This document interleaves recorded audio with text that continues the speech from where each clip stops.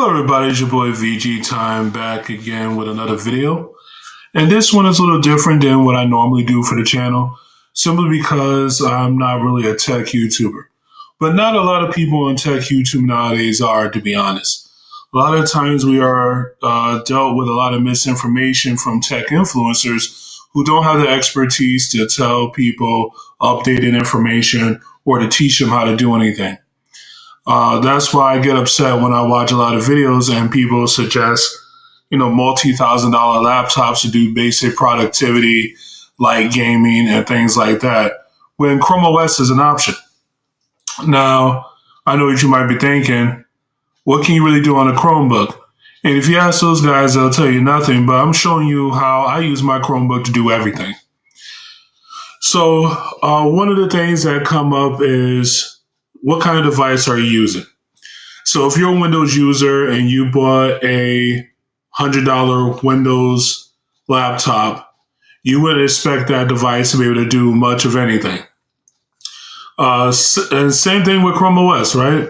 So if you could get a little bit more out of Chrome OS than you probably could even with that Windows device that might have had 2 gigs of RAM and 32 gigs of storage, that at least allow you to do most of your stuff with Chrome OS.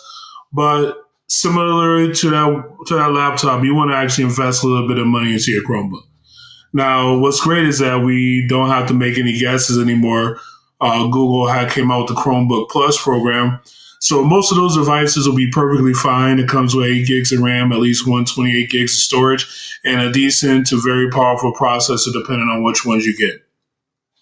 So that'll give you the RAM, the storage, and the integrated graphics you need to be able to pull off just about anything you want to do.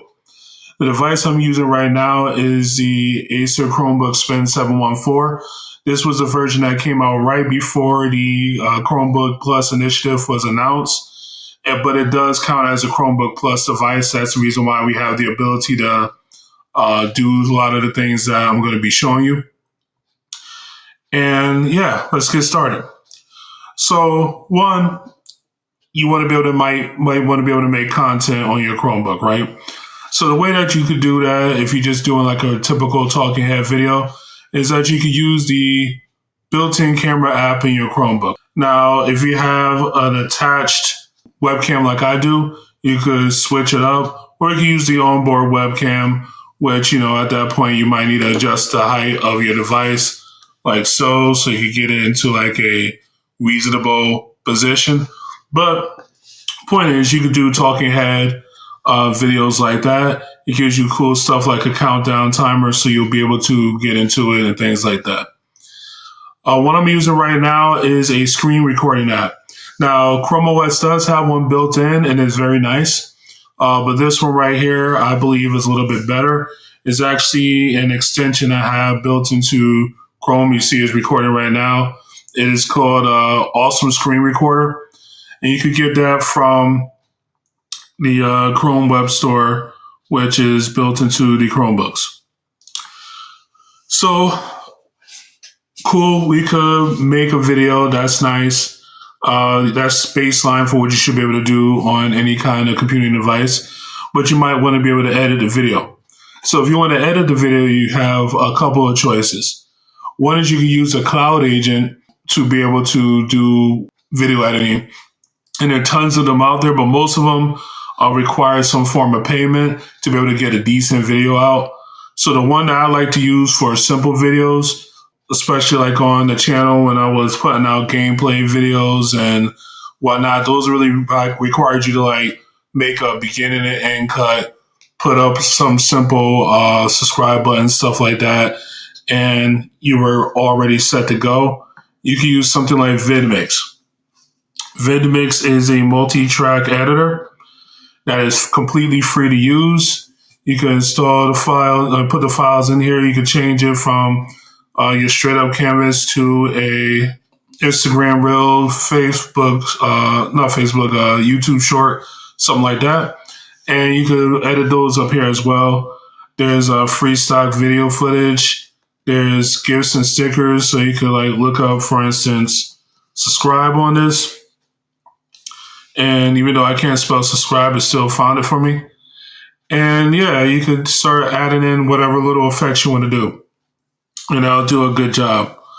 But for me, and this is not an app that you get out of the Play Store. This is actually an installed web app, which is something, or PWA, which is something that Chrome allows you to do. So you can install it onto your computer and use it from a quick link. So anyway, if I'm doing real serious editing though, I use Kaden Live. Kaden Live is done by leveraging the power of the Linux capabilities of your Chromebook. Now, the Linux capability of your Chromebook isn't quite as extensive as full Linux, but it's pretty darn close. And as such, you're able to, install applications and do things. And Kaden Live is one of these applications. You kind of look at this as the free and open source alternative to something like DaVinci Resolve, where you can make simple videos on this, and as you get better at editing and you start to learn the operations better, the more complicated stuff you could do. So with this, you're not necessarily bottlenecked by the capabilities of the software. The other reason why I use Kaden Live is that if you did want to use something like this screen recorder or the built-in one into Chrome OS, those usually do things in WebM, which is a very lightweight recording format. But a lot of the Android video editors do not actually accept it. So if you were hoping to use like a Play Store app such as LumaFusion, LumaFusion is a cool editor, but LumaFusion does not work with WebM, which is the native format of the Chromebook when you're doing screen recordings, which means that it doesn't really help you out a whole lot. But if you did want to use LumaFusion and you didn't want to tinker around with Linux, you have the ability to still benefit from using this by having a file conversion software. So what we have here is CloudConvert. This is a website that allows you to put in one file type and convert it to another. So in this case, you can put WebM into here and convert it over to MP4. It'll save it onto your Google account, and then you can just download it to your Chromebook and be able to edit it that way. And, CloudConvert is cool. But again, if you didn't want to really deal with the cloud and you were willing to take a chance with the Linux situation, you can run this next program called Handbrake. Handbrake does a lot more than CloudConvert. Not only can you switch from one program type to another, Handbrake also allows you to compress and do all kinds of cool stuff to your videos and data and stuff like that if you really wanted to dive deep into its ability. And I'm a big fan of software that gives you that upside that if you learn to do more, you don't have to install another app. This does it as well. With that out the way, another thing that comes up is that a lot of people like to do like photo manipulation and stuff like that. And one of the things you talk about when you talk about either moving to Linux or moving to Chrome OS is a lot of people bring up the lack of availability of Photoshop, right? Or Adobe Suite in general. Where Kaden Live might be able to replace your Premiere Pro addiction, Photopea is the answer for Photoshop, right? So it's not 100% Photoshop, but it's like 85% Photoshop, right? In fact, there has been comparisons between this and the official Photoshop Online by Adobe, and this has handled Photoshop files better than that does, and even has more functionality than that does. And it is basically Photoshop minus some of the video editing and stuff like that, because Photoshop also does video. This is mainly purely photo.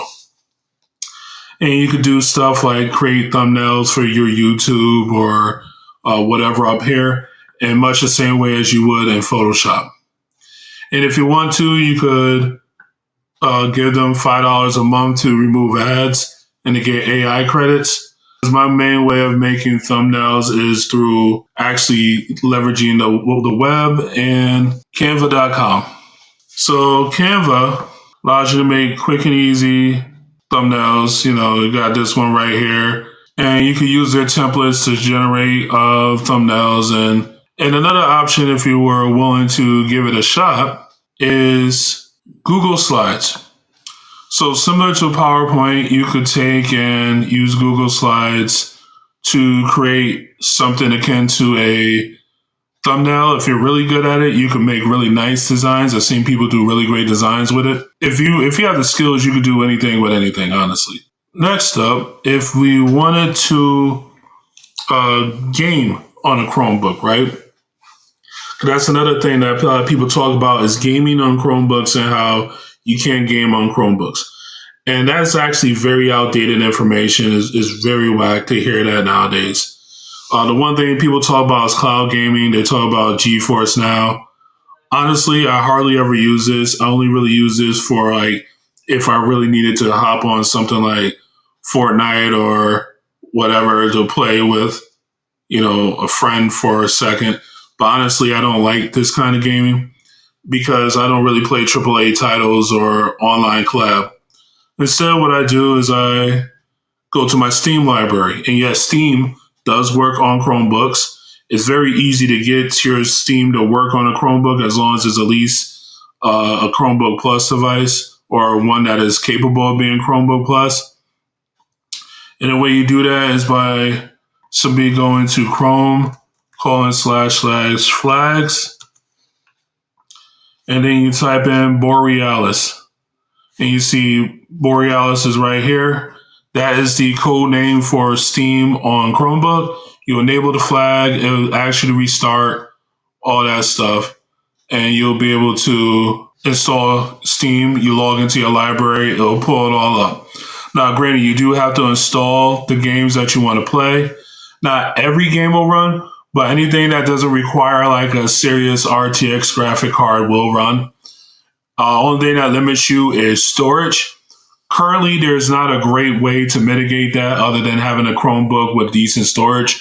Mine has 256 gigs of storage, so I could install, quite a few games if need be, as long as they're not like the massive AAA titles.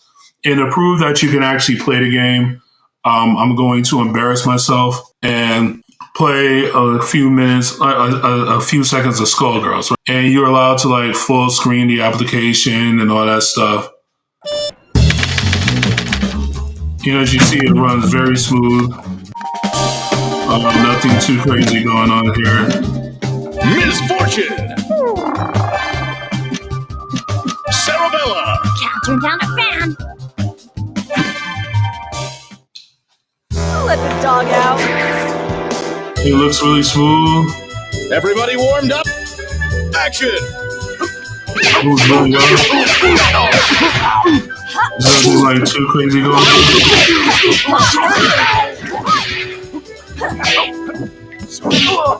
You see the game runs fine. All thing I'm doing is using my wired controller.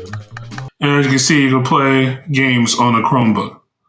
Another option besides the GeForce and running Steam is that you can run Linux games on here. There's not too much there going on. Or you could go to the App Store, Android, and you can run Android games. And then lastly, if you really wanted to, you could run like an emulator. So you can download one of these, and I happen to have a bunch of my ripped PSP files. So push comes, I could just run this real quick. It's pretty easy. And then you just have to find, in this case, I'll go to Files, go to my removable drive, go to my emulator ISOs, and play like, let's see, Hot Shots Golf, right? Let's change it to resizable. And then full screen it. And like I said, kind of a situation where it runs like, intermittently, but it does run. It does pretty well. And yeah, you could emulate games that you want to play. So you can play games on a Chromebook. You just have to have, reasonable expectations. And just to show you that how garbage I am.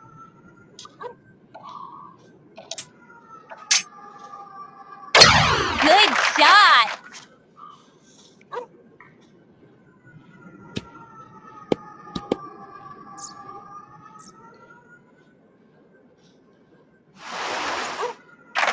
Yay. Oh, well, overhit it. Nice yeah. pullout. So, yeah, AAA gaming, you want to use something like GeForce. Low effort gaming, you can do it on Steam. And you can emulate older titles if you wanted to through Android apps. So that's how I use my Chromebook to do basically everything. So if you were just wondering, yep, we could do everything on the Chromebook. Nothing that you're missing, no lack of functionality, as long as you do things within reason. So I will catch you again next time. Probably not about Chrome OS unless you want to know a little bit more about it. Let me know down in the comments below. And I'll catch you again next time. VG Time signing out.